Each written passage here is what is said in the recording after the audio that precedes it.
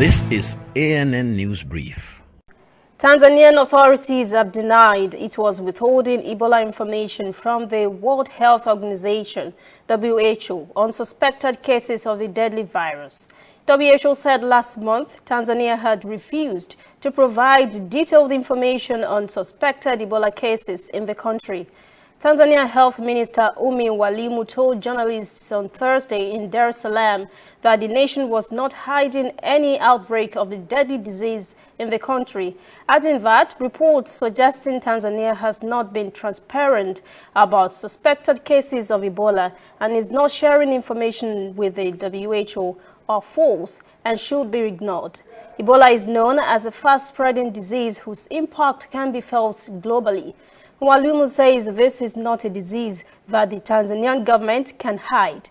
WHO is pointing to the death of a patient in Dar es Salaam whom it says was unofficially told that the person had tested positive for Ebola.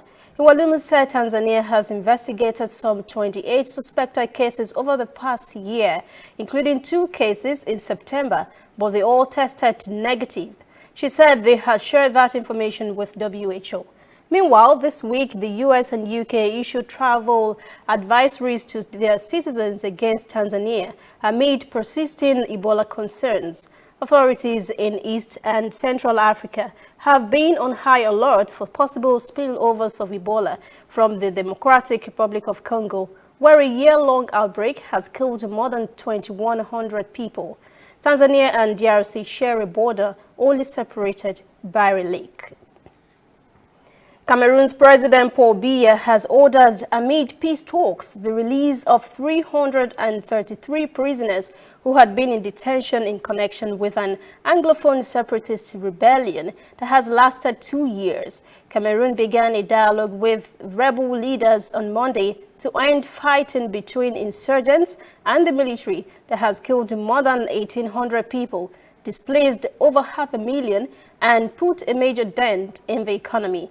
But the national dialogue faltered before it began on Monday, as separatist leaders said they would not participate because their demand had not been met.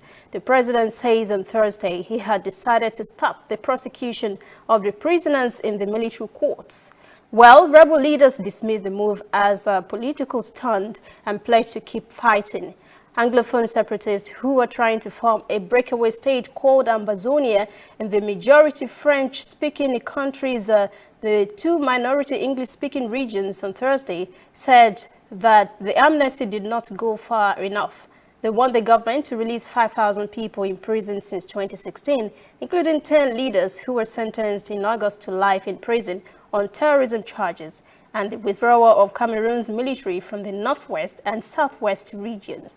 Cameroon crisis started when lawyers and teachers went on strike over the use of French in courts and schools in the English-speaking northwest and southwest regions, now causing agitation of the creation of a separate country called Amazonia. We'll be right back. We are on the road every day, canvassing throughout Africa for news you really need. We follow this story everywhere, from every corner of Nigeria to the wide African expanse. We bring you what's making headlines. We connect you with news you can use. ANN, African News Network, in a truly African spirit. A local political official in Ethiopia's northern Amhara state says clashes between regional special forces and a minority ethnic group have killed at least 20 persons in the past 5 days. The state of Amhara, Ethiopia's second most populous province, Amhara, has been a flashpoint for tensions following violence that killed dozens of people, including the region's president, in June.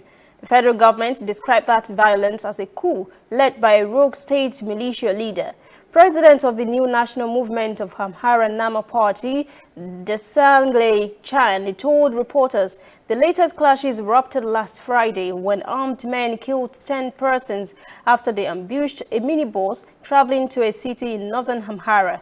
He added that 12 soldiers were killed in the next day when 2 convoys transporting Amhara special forces were also attacked.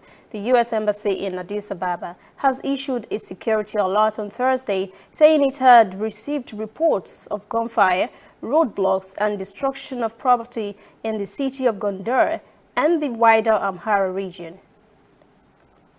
That's CNN News Brief. For details on these and other breaking stories, visit our website, annafrica.news.